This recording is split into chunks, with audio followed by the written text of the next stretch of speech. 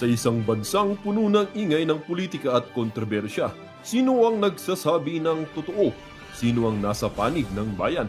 Welcome to Bayang Pinas, ang news channel na hindi takot maglatag ng katotohanan. Dito, pinag-uusapan natin ang mga isyong may kinalaman sa kinabukasan mo, politika, pamahalaan at ang tunay na kalagayan ng ating bansa. Hindi kami bayad, hindi kami bulag. Sa Bayang Pinas, ang boses ng mamamayan ang tunay na headline. Kaya kung sawang-sawa ka na sa mga baluktot na impormasyon at scripted na kwento, dito ka na. Dito sa Bayang Pinas, tayo ang bantay at boses ng bayan.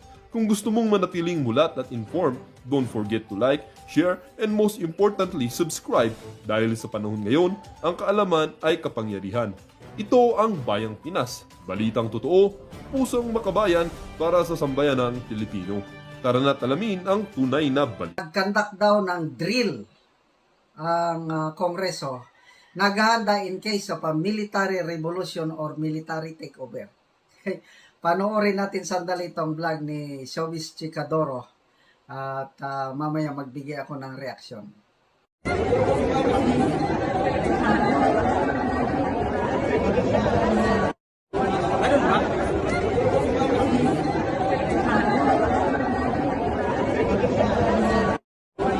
Ito ang eksena ngayon sa batasang pambansa. Tila isang drill ang ginagawa at kapansin-pansin na may autoridad sa loob ng Congress. Ayon sa post ni Sas Sasotay, nagpa-drill exercise daw sa Congress kanina just in case daw magka-revolution. Kung ayaw ng revolusyon, magkusa kayong baguhin ang bulok na system of liquidation ninyo sa Kongreso. Proper liquidation or revolution, #hindi MOOE pera yan. Kasabay ito ng ang mga supporter ni dating President Rodrigo Duterte, nagpahayag ng pagsuporta sa labas ng Quezon City Prosecutor's Office. Sa maraming salamat sa Sasut. Ano ang basihan ng Congress na magkandak ng drill na ganyan?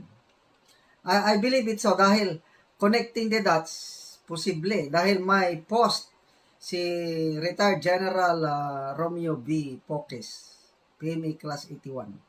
Isa sa pumirma doon sa Manifesto of Support demanding the immediate release of Doc Badoy and Ka Eric. Yung post ni General Poques, sabi niya, mabuti ni-release nyo kaagad si Ka Eric at Doc Badoy dahil libo-libong PMAers ang naghahanda na mag-rally, mag-protest with placards dyan sa Batasang Pambansa.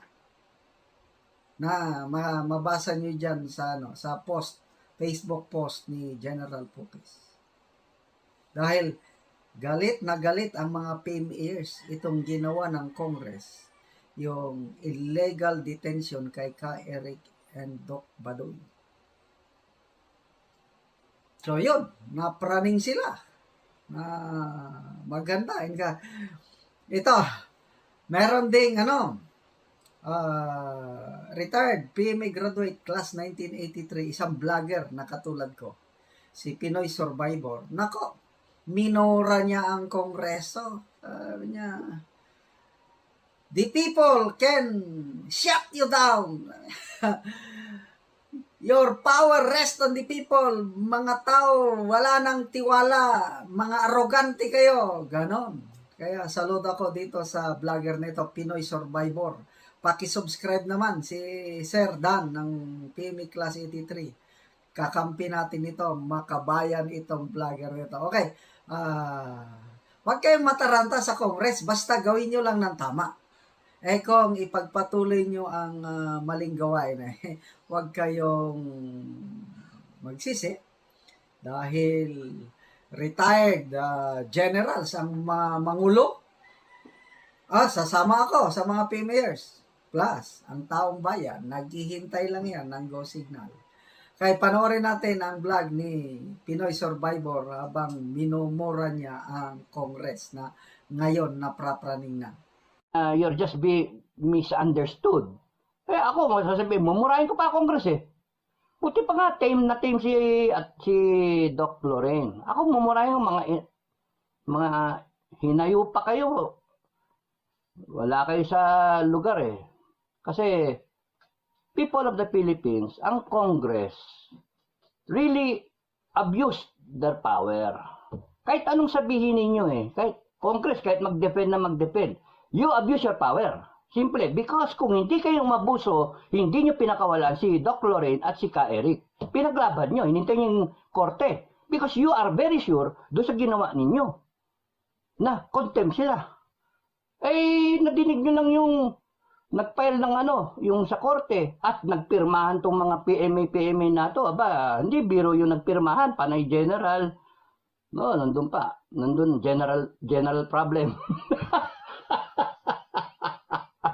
Sama mo na si General Merchandise, General Upholstery, General Manager, no? Panay, both retired, hindi makapirma yung mga active eh. Hindi makapirma. Yun ang nakakatakot doon. Pagka nakita na mga active na yung mga upper class nila na mga ina-idol nila, nakapirma. Tapos sila lang hindi makapirme. Kabahan kayo. Kaya kinabahan ng Congress eh. Kasi saan to pupulutin pagka hinayaan nyo, mag-snowball to? Kaya, boom, pinakawalan. Kasi yun yung demand doon sa manifesto. Pakawalan nyo agad yan, masasara kayo. Why? Congress, your power emanates from the people. Ibig sabihin, the people can shut you down. The people can discharge you, can terminate you at any point in time kung gustuhin ng tao. Meron tayong processes, meron tayong legal processes, meron tayong constitution.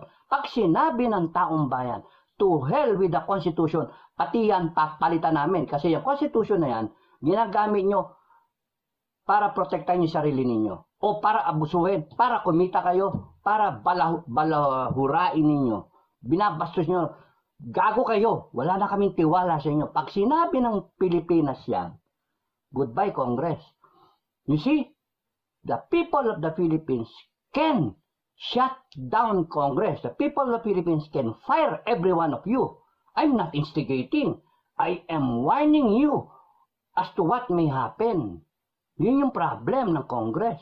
Because in trying to save face do sa what may happen, lalo kayong nabaon sa kumunoy.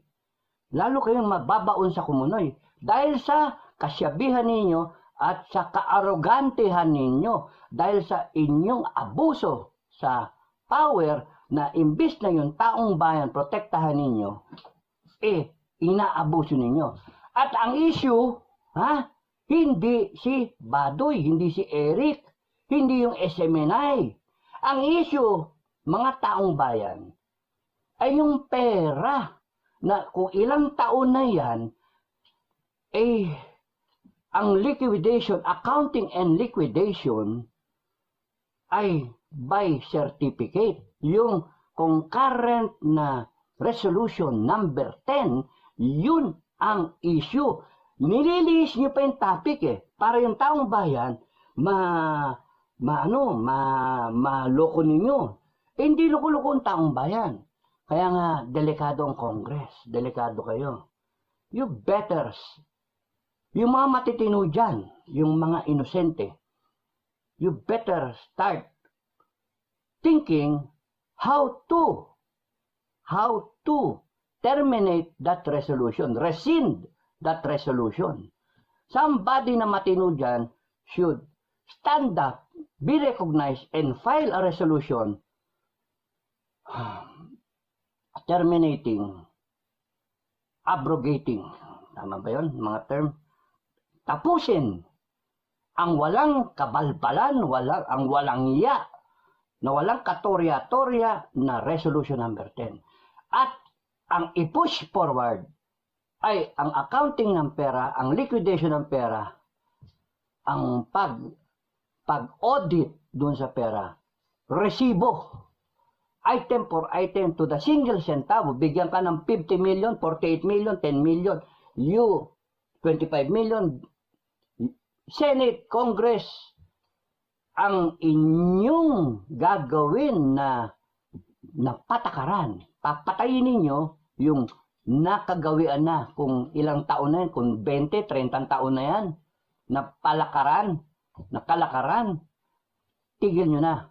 Kasi kung hindi nyo gagawin yan, you will be shut down by the people of the Philippines through a revolutionary government. And I'm warning you, I am for you, guys. Marami akong kakilala dyan sa Congress at saka sa Senate eh. May mga kakilala rin ako kahit papaano.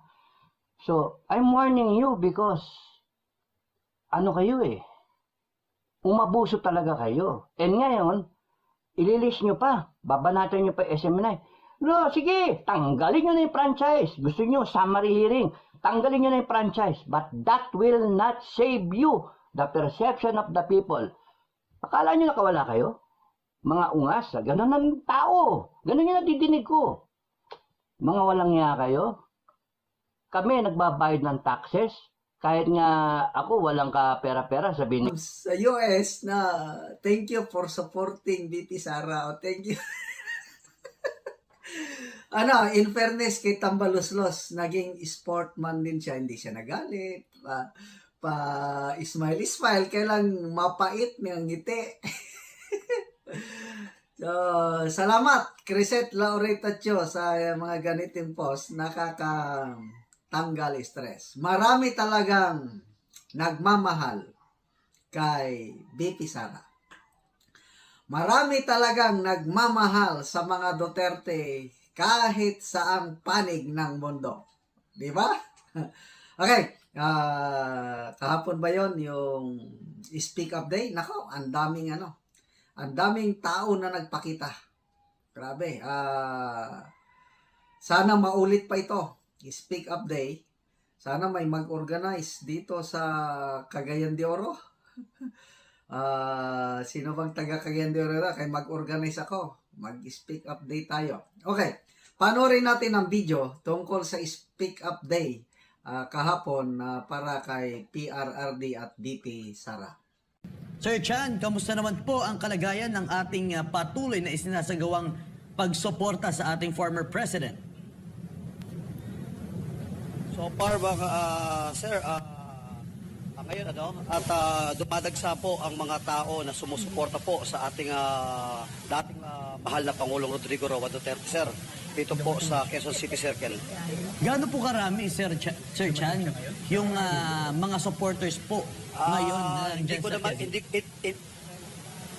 Sige po. Hindi ko na mabilang kasi yung dala ko hong mga t-shirt dito na piniprint natin na may tatak na we love Tatay Digong and we love Sara, support Sara at we support ka Eric, Dr. Loren Badoy and SMNI, naubos po eh. And marami, hindi ko na po ma-counting ngayon. Okay. Sir Chan, bakit ninyo bakit nakikita ko kasi, naririnig niyo ako? Hello? Naririnig niyo po si Ma'am Lorraine? Yes, ma'am. Naririnig mo ba ako, Sir Chan? Parang hindi niya. Yes, Sir Chan. Muli, isa po sa gustong ibahagi ni Ma'am Lorraine. Ano po yung inyong pinaghugutan? Kasi nakasulat Yes. Protect Sara. Bakit Yes. Protect Sara? Yun din yung gusto natin Bakit malaman. yung bakit ganun yung nakasulat sa inyo, sir? Okay, una, alam natin kamakailan nag-file po ng petition na naman etong si Congressman Franz Castro diyan po sa Korte Suprema. At kung papansinin po natin, kaya sabi natin, protektahan po natin si Inday Sara at hindi ko na papangalanan kung sino tong isang nasa Senado na pinagre-resign. Kung mapapansin po natin, maliwanag po sa sambayan ng Pilipino kung sino po yung nagtatrabaho ng matino. Siya po ang tinitira ng gobyernong ito.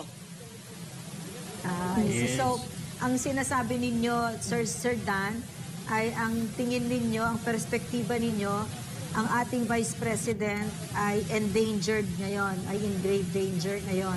Tama ba? Base po sa nangyayari, siguro naman nakita lang po ng mga nanonood po natin at tagapakinig, inumpisahan po ito sa confidential fund, Yes. at impeachment, kung ano-ano binabato po sa ating mahal na Vice Presidente, at sinugundahan pa naman ito ng sa kanyang ama, sa ating mahal na Tatay Digong, yung ICC, kaya nga may mga tarpaulin po kami dito. No to ICC, maliwanag naman at alam naman natin kung sino ho yung nasa likod naman po nito at nagmamani obra po nitong gustong matanggal po ang Duterte para po malaya po sila na magawa po nila ang kanilang gusto dito po sa gobyerno. Sir, wala na kasi si President Duterte sa poder, di po ba? Pero bakit ganun pa rin ang suporta ninyo sa kanya? Uulitin ko lang po yung sinabi po namin. 6 na taon po binigyan po tayo ng kapayapaan. Lagi ko sinasabi rin sa vlog ko po to, bilang isang Pilipino, may pagmamalaki ko na ako'y Pilipino, taas noo ako kahit kanino. Noong panahon po ng nanunungkulan pa bilang presidente, ang ating mahal na dating Pangulong Rodrigo Roa Duterte. Number 2, kaya masasabi ko po yan, na kahit ako, even me, na sa Davao, lahat po ng lugar sa Mindanao, sa ikutan ko noong panahon po ni Tatay, very peaceful, maglakad ka, tahimik, gabi, wala akong kinakatakutan.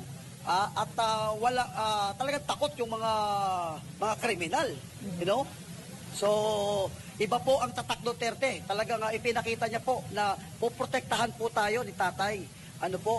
Hindi lang tayo pinoprotektahan, itinaas pa po niya ang ating moral bilang Pilipino. Yes. Very good. Well, may comment ako dyan. Yung pinaggagawa ni na Franz Castro, parang isang malaking katangahan yan. Totoo. I want to explain why. Dada sila ng dada about ICC. ICC can be invoked if the country is unwilling or unable to conduct prosecution. Oh. Ngayon, andyan sila sa Quezon City Prosecution's Office, nagfa-file ng kaso. So, ibig sabihin, di ba? Are we unable or are we unwilling? Wait, on the one side, let's talk about ICC. Tapos, on the one side, file tayo sa case. I do not see the sense na... Can you see the huge... Mahirap talaga mag-set up pala pag live TV.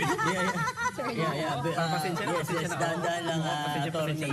At nakita naman natin, so obvious talaga na propaganda lang talaga ang ginagawa nila. Wala nang ibang intention pa at parang paninira lang.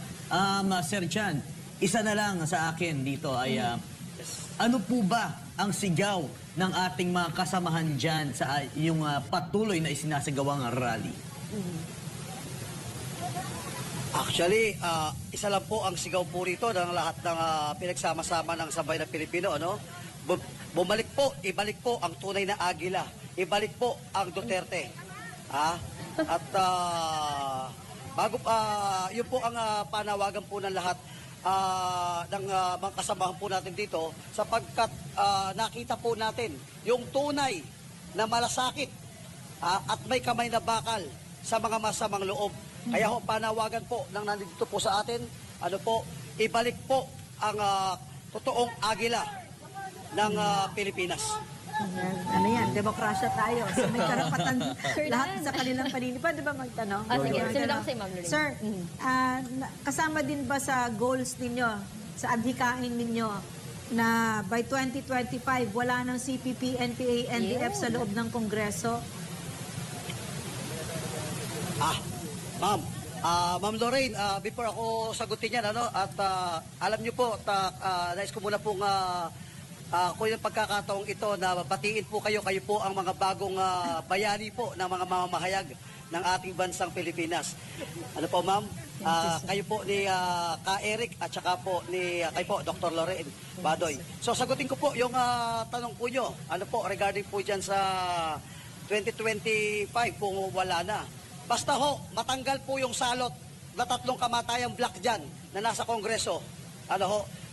Mawawala ho yan. Paliwanag ko lang bakit merong peace talk ngayon? Bakit may banner kami no peace talk? Yan ang senyales na mahina na po ang mga CPP-NPA. Ngayon, para sila, makapag-recruit, kailangan nila ng peace talk. Kumbaga sa boxing ang laban ho dito, yayakap muna sila. Mahina na eh. So, we wish 2025 maging matatag ho itong gobyernong ito. We are looking forward na sana maamoy ng mga nasa gobyerno yung totoong kalaban po at ang salot ng bayan makita po at maamoy po ng gobyernong ito. Mabuhay kayo. Yes. Napakaganda. Sir Dan, may habol ako kasi alam niyo naman, no, ang tambalang Pangulong Bongbong Marcos at VP Sara Duterte, talagang niyakap po yan ng ating mga kababayan ng eleksyon. Mayorya po ng ating mga kababayan ang naniniwala po dito sa unity team, di ba?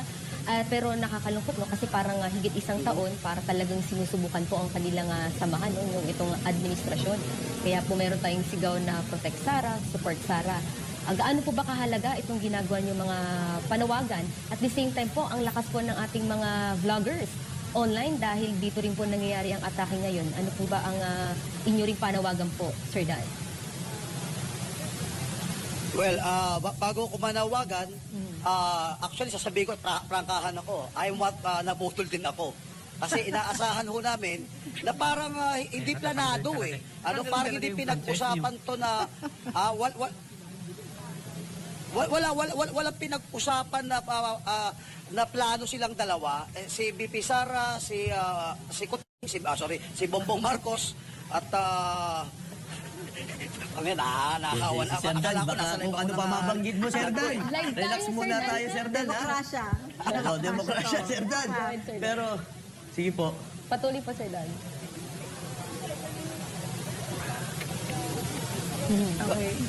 Yes, Sir Dan.